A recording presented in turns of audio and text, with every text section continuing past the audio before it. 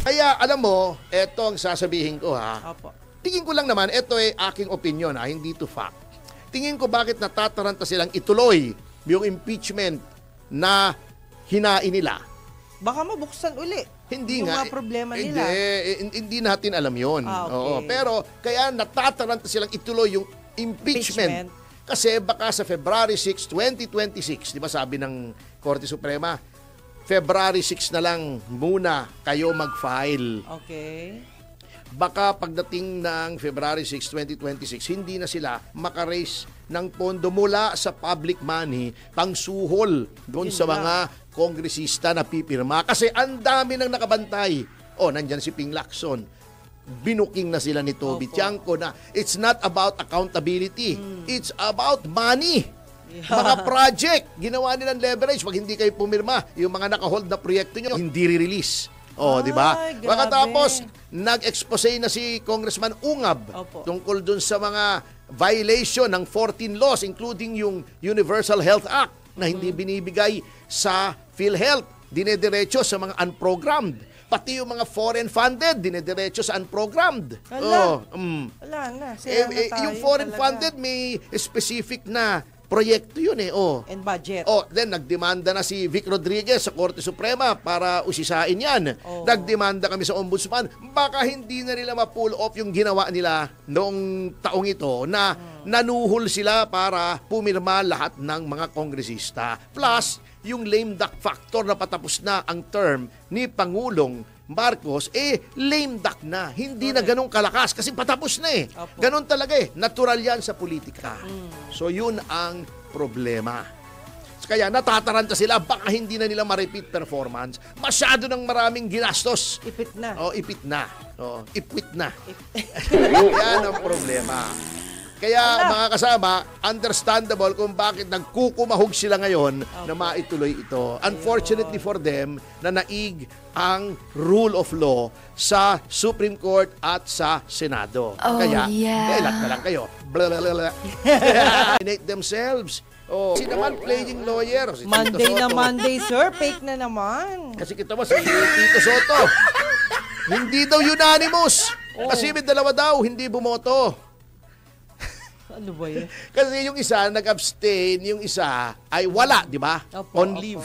Sir, unanimous kasi tinitignan po ang unanimity doon sa mga nag-participate at bumoto, hindi sa kabuuan ng membership ng Supreme Court. In fact, ang rules ng Supreme Court, kapag hindi ka nag-participate, hindi ka makakaboto. Correct. So, majority lamang para manalo noong those who participated in the deliberations and who voted. Yan. Pag lahat na nag-participate at bumoto, iisa lamang ang boto, either for or against, unanimous po yun. Kapag walang dissenting opinion, unanimous po yun, mga sir. Yun. Parang yung Ong versus Senate na naipanalo ko sa Supreme Court, unanimous po yun. Yun po ang mga ganon, ang unanimous. Ay, nako, nak ng teteng. Baka version nila yon. Gustong mag-abogado Buti pa si Kwan. Kasi pag gusto mo mag-abogado at hindi ka naman abogado, nagkakamali ka. Yung mga abogado nga nagkakamali pa. Minsan ako, nagkakamali rin ako. Inaamin ko. Si Teddy Te, laging mali. Kaso, ang problema kay Teddy Te, pagka nagkakamali siya, patay yung kliyente. Hindi maganda yung magkakamali ng deadly. At least ako, medyo, pag nagkakamali ka, nagmumulta, gano'n, Yes, sila namamatay. Si Jess Falsis, lumalabas. Lumalabas na kahiya-hiya. Kayo kasi may kayo sa win-win solution. Yun. Maganda yun. Nagkakamali rin tayo. May mga natalo rin tayo. Inaamin naman natin. Hindi naman tayo katulad ng Rizon Tiveros na napakagaling. Siya lang ang magaling. Di ba? Ako, ma'am. Kengkoy po yung discussion ni Rizon Tiveros. Sinasabi ko sa inyo. Yan, nasopla siya. Hindi mukha siyang eng-eng ngayon. Sinasabi. Senator pa naman. Kaya ingat ka kapag ikaw ay senador. Si Kiko Panghilinan nga ang daming mali di ba, tinanong niya, bakit daw nagbotohan muna bago nag-explain? Ala. Oo. Sabi nila, Kasi di ba sabi niya kay Chis Escudero, ang rules iba. Sabi niya, oo, hindi nga yan ang rules. Ngunit kapag may isang miyembro ng Senado na nag-motion na ibahin yung rules just for that period, pro hac vice ang tawag doon, just for that purpose, pwedeng ibahin. Nag-move si Zubiri, di napahiya si Kiko. Yun ngang injunction banat siya ng banat. Sabi niya, kung ang intention pala ng Korte Suprema ay hindi tayo magtuloy, dapat nag-issue ng injunction. Immediately executory na nga, bakit may injunction pa? Wala nga jurisdiction, paano may injunction? Sabi nga ni Chis Escudero, what is there to enjoin? Correct. Puro grasping at straws na katulad ditong si Escuna, King Koy. Sabi niya, hindi daw one complaint a year, once a year. Ano ba yan? Anong diferensya ba? One complaint a year, isang reklamo kada taon. Isang beses, isang taon. Correct. Anong pagkakaiba nun? Yung once a year, mali yun. Kasi magiging tuloy-tuloy na yun. Kaya nga That weird is nga once a year. Sabi ko nga, tapos na ang trabaho ni Ascuna, ginawa na niya yung konstitusyon. Opo. Hindi niya pwedeng i-interpret. Ginawa niya. Huwag siyang mag-interpret. Although valuable yung kanyang insight to arrive at the mens legislatoris, yung mind noong legislator, that is only an aid, that is not conclusive. So, tumahimik na po kayo. Puro kapwitan naman ang sinasabi nyo na magulo kayo Ha? Kasama ba yun sa bar exam? Alin? Yung mga sitwasyon na ganyan? Hindi ko alam yung ibang bar kasi isang beses lang naman ako nagbar Nilalagay po nila. Hindi naman ako katulad ng isang taga-Liberal Party, 3 beses nagbar bago pang-4 pumasa Kala ko sasagot mo sa akin. Kala ko sasagot mo thrice a year. Ay. Nako, yung sinasabi nga ni Tito Soto na hindi daw unanimous. Ito ang sagot ko doon sa sinabi ni Senator Tito Soto na hindi unanimous yung desisyon ng Korte Suprema. Sige nga po, ito sagot ko. mo. Achache! Ano ba yun? Kala ko mahaba. Joke yun Joke yun! Opo, tama. Achache? Ay, nako, attorney. Uy, attorney, nakakalungkot na balita. Ano yun? Yung tungkol dun sa, sa dolphin.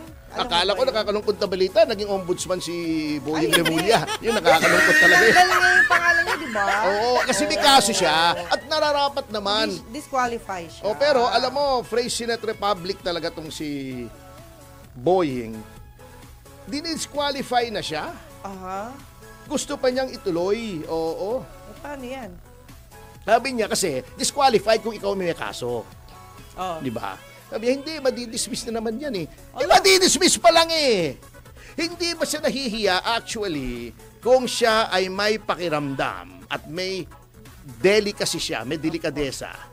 Mararamdaman niya na ayaw sa kanya kasi hindi po nagkakaroon ng ombudsman na politiko. Napakaraming conflict of interest.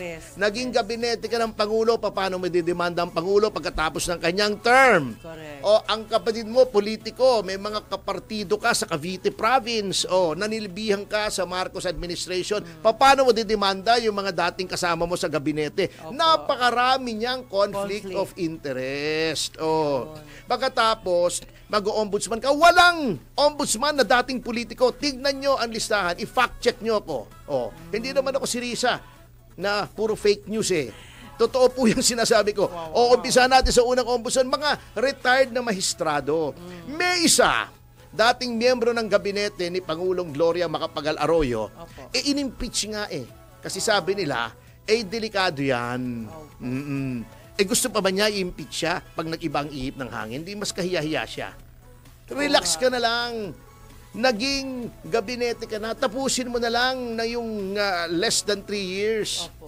Maghasik ka na lang ng lagim hanggang gusto mo. Huwag naman. Kasi puro pag-aasik ng lagim Swerte ang ihasik niya. Ito namang university, yung UP.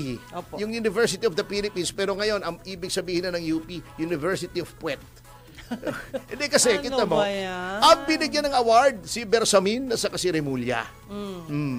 Yung mga taong lumalabag sa konstitusyon, bago pagka yung Korte Suprema, ang bilis-bilis nilang sitahin na mali daw, lumalabag daw sa konstitusyon. Etong dalawa, nag-rendition kay Pangulo Duterte. In violation of the Constitution, in violation of the Due Process Clause, in violation of the right against unreasonable seizure and arrest. In violation of the extradition law, yun ang bibigyan ng award. Halata kayo eh. Ito yung same university na may mga profesor na kumukontra sa Korte Suprema. Yan. At ang hirap nga nito, dati, ang kumukontra lang sa Korte Suprema ay One Ball University. Ngayon, pati University of the Philippines. Kasama na. Kaya ang pinakamaganda dyan, pagka ako ay kung papalarin na tayo mapunta sa legislature, eto biro lang naman, pag-iisahin ko na yan. Para makatipid, di ba? Gagawin ko ng One Ball University of the Philippines. Ang gagawin kong presidente. Gagawa talaga ako ng batas.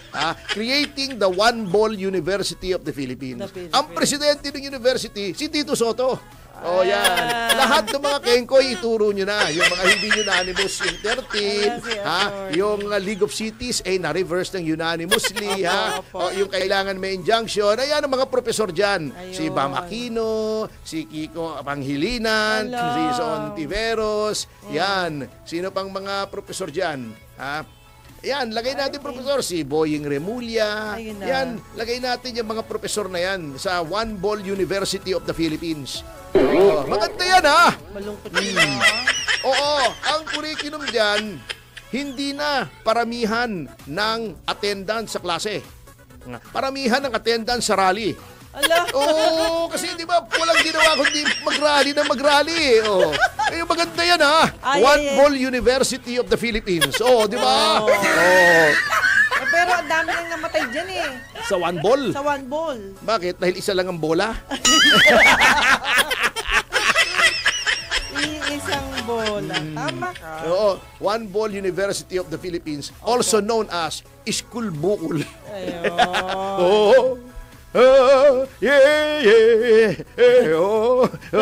School Bukol. Kayang-kaya. Pwede ka na mag-concert. Kung natatandaan ko yung School Bukol, may klase sila ron. Tinanong, what is a crime against honor? Sabi nila, pagka sinaktan mo si Roho na honor, crime against honor. Honor. Galing. Sayang wala na si Richie D. Orsi. Pwedeng, yun nga, sabi ko, marami ng patay dun. Pwedeng mga pwedeng professor, buhayin. si Tonet Macho, pwede ring ilagay doon. Buhay pa si Tonet Macho, di ba? Buhay Yung Malcolm Hall, papalitan na yon, di ba may Malcolm Hall doon sa UP. Gagawing Escalera Hall na yon. Ikaw naman, nabili na ba nila yun? Bago yung oblation, at papalitan na yon. Lalagyan na ng monumento ni Tito Soto. Na nakahubad. Ay, grabe Bago, isa lang ang ball. One Ball University! Nakakatakot Sinunod ko sa oblation tapos pero one ball. Pero si mukha ni Tito Soto. no ball na lang. Ayun, Mas maganda yata rin, parang di halata. Double? No ball. Ganun ba? Walang ball. Bago, ang official drink nila, Pepsi. Uy! Yan! Lagot ka! Sobra ka!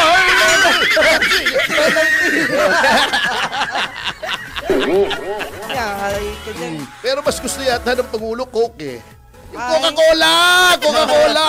Di ba? Pepsi, Coke! Yun ang pinag-uusapan dito Baka kung anong isipin nyo Ikaw Ikaw sobra ka